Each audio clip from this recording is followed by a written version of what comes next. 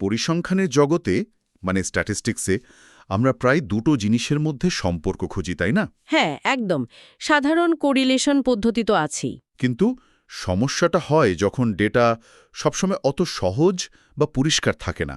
ভাবুন তো, ডেটা যদি সংখ্যায় না এসে মানে ধরুন ক্রম বা র্যাঙ্কে আসে, ঠিক। যেমন ধরুন ভালো, মোটামুটি, খারাপ এই রকম। অথবা যদি ডেটা নর্মাল ডিস্ট্রিবিউশনের মধ্যে না পড়ে, মানে ওই যে বেল কার্ভের মতো না হয়। হ্যাঁ, সেখানেই তো ব্যাপারটা একটু অন্যরকম হয়ে যায়। অনেক সময় দেখা যায় সম্পর্কটা হয়তো লিনিয়ার নয়, মানে সরল রেখা বরাবর চলে না। কিন্তু সম্পর্কটা একমুখী হতে পারে, মানে মনোটনিক।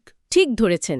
একটা বাড়লে অন্যটাও হয়তো বাড়ছে, কিন্তু একই সরল রেখায় নয়, বা একটা বাড়লে অন্যটা কমছে ধারাবাহিকভাবে। এই রকম কেসের জন্যেই তো স্পিয়ারম্যানের র্যাঙ্ক কোরিলেশন, তাই না? মানে ওই যে RS। একদম। ডক্টর চিন্ময় পালের কাছ থেকেও আমরা এটাই জেনেছি। এটা আসলে পিয়ারসন কোরিলেশনের একটা নন প্যারামেট্রিক বিকল্প। আচ্ছা, এই নন প্যারামেট্রিক শব্দটা একটু সহজ করে বললে ভালো হয়। অবশ্যই। নন প্যারামেট্রিক মানে হল এই পদ্ধতিটা ডেটা কোনো নির্দিষ্ট ছকে, যেমন নর্মাল ডিস্ট্রিবিউশনে আছে কিনা সেটার ওপর খুব বেশি নির্ভর করে না। ও আচ্ছা। হ্যাঁ, এটা ডেটার আসল মানের বদলে তাদের র্যাঙ্ক বা ক্রম ব্যবহার করে। তাই ডেটা একটু এলোমেলো হলেও বা শুধু র্যাঙ্ক দেওয়া থাকলেও এটা কাজ করে। বেশ ইন্টারেস্টিং তো। তাহলে আজকের আলোচনায় আমরা এই পদ্ধতিটাই ভালো করে বুঝব। হ্যাঁ, চলুন সেটাই দেখা যাক। তাহলে বলুন, এই পদ্ধতিটা ঠিক কিভাবে কাজ করে, যেহেতু এটা আসল মানের বদলে র্যাঙ্ক ব্যবহার করছে? দেখুন, স্পিয়ারম্যানের র্যাঙ্ক কোরিলেশন মূলত দেখে যে দুটো চলকের সম্পর্ককে একটা একমুখী ফাংশন দিয়ে কতটা ভালোভাবে বোঝানো যায়। মানে একটা চলকের র্যাঙ্ক বাড়লে অন্যটার র্যাঙ্কও কি নিয়ম করে বাড়ে বা কমে? এরকম? একদম। এর জন্য একটা ফর্মুলা আছে। যদি র্যাঙ্কে কোনো টাই না থাকে, মানে একই র্যাঙ্ক একাধিকবার না আসে, তাহলে সহজ ফর্মুলাটা হল RS equals to 1 minus 6 summation DI square by n square minus 1। এখানে মূল জিনিসটা হল DI, মানে প্রতি জোড়া ডেটার র্যাঙ্কের মধ্যে পার্থক্য।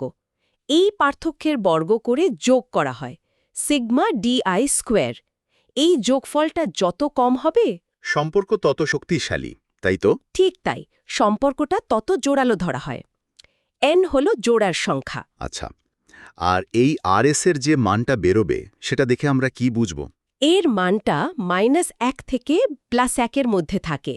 যদি +1 হয়, তার মানে নিখুঁত পজিটিভ মোনোটোনিক সম্পর্ক, মানে একটা র্যাঙ্ক বাড়লে অন্যটার র্যাঙ্কও ধারাবাহিকভাবে বাড়ছে। আর -1 হলে? -1 মানে নিখুঁত নেগেটিভ মোনোটোনিক সম্পর্ক, একটা র্যাঙ্ক বাড়লে অন্যটা র্যাঙ্ক নিয়ম করে কমছে। আর যদি 0 হয়, তাহলে কোনো সম্পর্ক নেই? ঠিক, কোনো ধারাবাহিক একমুখী সম্পর্ক নেই। তাহলে পিয়ারসনের আর স্পিয়ারম্যানের RS এর মূল পার্থক্যটা কি এটাই যে স্পিয়ারম্যান নন লিনিয়ার কিন্তু একমুখী সম্পর্ক ধরতে পারে? হ্যাঁ, এটাই খুব গুরুত্বপূর্ণ একটা পার্থক্য। পিয়ারসন মূলত সরল রৈখিক বা লিনিয়ার সম্পর্ক খোঁজে, কিন্তু ধরুন সম্পর্কটা বক্র, কিন্তু একদিকেই যাচ্ছে, বাড়ছে তো বাড়ছেই বা কমছে তো কমছেই। যেমন? ধরুন পড়াশোনার সময় বাড়ালে পরীক্ষার ফল বাড়ে, কিন্তু প্রথম দিকে যতটা বাড়ে শেষের দিকে ততটা বাড়ে না। এটা কিন্তু সরলরৈখিক নয়। ঠিক, কিন্তু একমুখী তো বটেই। একদম। স্পিয়ারম্যান এই ধরনের সম্পর্ক ধরতে পারে। এটাই এর একটা বড় সুবিধা। একটা উদাহরণ দিলে মনে হয় ব্যাপারটা আরও পরিষ্কার হবে, তাই না? হ্যাঁ, অবশ্যই। ধরুন আমরা কয়েকজন ছাত্রছাত্রীর পরীক্ষার র্যাঙ্ক আর ক্লাসে তাদের অংশগ্রহণের র্যাঙ্কের মধ্যে সম্পর্ক দেখতে চাইছি। আচ্ছা। ধরুন 5 জন ছাত্র আছে। তাদের পরীক্ষার র্যাঙ্ক X হল 1, 2, 3, 4, 5, আর ক্লাসে অংশগ্রহণের র্যাঙ্ক Y হল ধরুন 2, 1, 4, 3, 5। বেশ, এবার কি করতে হবে? এবার প্রতি ছাত্রের জন্য র্যাঙ্কের পার্থক্যটা বের করতে হবে, মানে D। প্রথম ছাত্রের জন্য D is equal to 1 minus 2 is equal to -1, দ্বিতীয় জনের D is equal to 2 minus 1 is equal to 1, এভাবে। তারপর এই পার্থক্যগুলোর বর্গ করতে হবে, মানে Z2 স্কোয়ার। হ্যাঁ, যেমন প্রথম ছাত্রের Z2 is equal to -1 square is equal to 1, দ্বিতীয় জনের Z2 is equal to 1 square is equal to 1। এভাবে সবগুলোর Z2 বের করে যোগ করতে হবে। ধরা যাক ওই যোগফলটা সামেশন Z2 হলো 6 আর ছাত্র সংখ্যা তো 5, n = 5। ঠিক, এবার ফর্মুলায় বসালে RS = 1 - 6Z2 স্কোয়ার 5 × 5 স্কোয়ার - 1। এটা হিসাব করলে আসে 0.70। 0.70, এটা তো বেশ শক্তিশালী সম্পর্ক মনে হচ্ছে। এর মানেটা কি দাঁড়ালো এই ক্ষেত্রে? এর মানে হলো পরীক্ষার পারফরম্যান্স আর ক্লাসে অংশগ্রহণের মধ্যে একটা বেশ ভালো পজিটিভ মোনোটনিক সম্পর্ক আছে। মানে যাদের পরীক্ষার র্যাঙ্ক ভালো তাদের ক্লাসে অংশগ্রহণের র্যাঙ্কও ভালো হওয়ার একটা স্পষ্ট প্রবণতা দেখা যাচ্ছে। বোঝা গেল। তার মানে শিক্ষা সংক্রান্ত গবেষণা এটা বেশ কাজে লাগতে পারে। অবশ্যই এটা বুঝতে সাহায্য করে যে ক্লাসের সক্রিয়তা হয়তো পারফরম্যান্সের সাথে জড়িত, যদিও সম্পর্কটা একদম সরলরেখা নাও হতে পারে। তাহলে মনে হচ্ছে বাস্তব দুনিয়ার ডেটা, যেটা সবসময় অত সাজানো গোছানো থাকে না, সেটার জন্য এটা খুব দরকারি। ঠিক কোন কোন পরিস্থিতিতে এর ব্যবহার করা উচিত? বেশ কয়েকটা ক্ষেত্রে। প্রথমত, যখন ডেটা অর্ডিনাল বা ক্রমবাচক, যেমন ধরুন সার্ভেতে রেটিং খুব ভালো, ভালো, মোটামুটি। আচ্ছা। আর যখন সম্পর্কটা লিনিয়ার নয় কিন্তু মোনোটনিক, যখন ডেটা নর্মাল ডিস্ট্রিবিউশনের শর্ত মানে না, অথবা যখন আমাদের হাতে আসল সংখ্যা নেই, শুধু র্যাঙ্ক আছে। পিয়ারসনের বিকল্প হিসেবেও তো বললেন। হ্যাঁ, এটা পিয়ারসনের চেয়ে আউটলায়ার বা খুব বড় বা খুব ছোট মানের ডেটা পয়েন্ট দ্বারা কম প্রভাবিত হয়, তাই একে রোবাস্ট বলা হয়। কিন্তু এর কোনো দুর্বলতা বা সীমাবদ্ধতা নেই? এমন কোনো পরিস্থিতি যেখানে এটা ঠিকঠাক কাজ করে না? হ্যাঁ, আছে তো। এটা নন মনোটনিক সম্পর্ক ধরতে পারে না। নন মনোটনিক মানে? যেখানে সম্পর্কটা প্রথমে বাড়ে, তারপর আবার কমে যায়। ধরুন ইউ আকৃতির সম্পর্ক, স্পিয়ারম্যান এটা ধরতে পারবে না। ও আচ্ছা। আরেকটা ব্যাপার হলো, যদি ডেটা সত্যি লিনিয়ার আর নরমাল হয়, তখন কিন্তু পিয়ারসনের পদ্ধতিটাই বেশি শক্তিশালী বা পাওয়ারফুল। আর ওই যে র্যাঙ্ক টাই হয়ে গেলে, মানে একই র্যাঙ্ক অনেকে পেলে? হ্যাঁ, টাইড র্যাঙ্ক থাকলে ফলাফলে কিছুটা প্রভাব পড়ে, তবে সেটার জন্য সংশোধিত ফর্মুলা ব্যবহার করা হয়। বুঝলাম।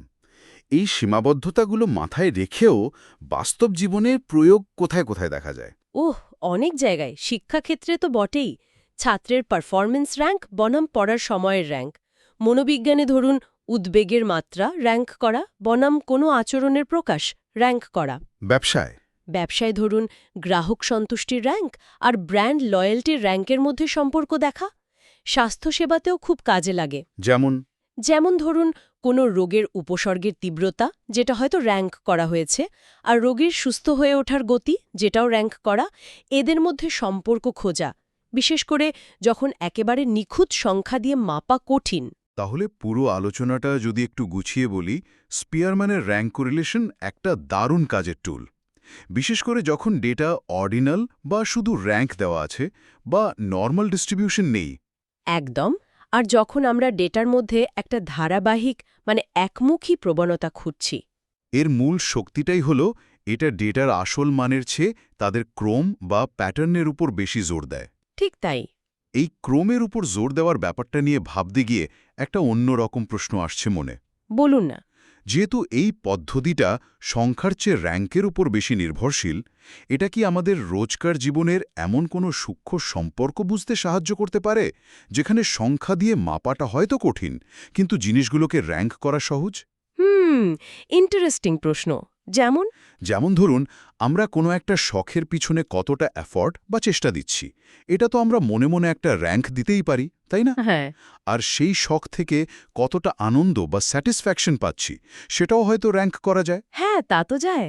এদের মধ্যে কি কোনো লুকোনো সম্পর্ক থাকতে পারে, যেটা হয়তো এই স্পিয়ারম্যানের পদ্ধতি দিয়ে ধরা পড়বে, যেখানে সাধারণ সংখ্যাভিত্তিক কোরিলেশন কাজ করবে না? এটা নিয়ে কিন্তু ভাবার অবকাশ আছে। খুবই ইন্টারেস্টিং একটা দিক। হ্যাঁ, এটা নিয়ে অবশ্যই ভাবা যেতে পারে।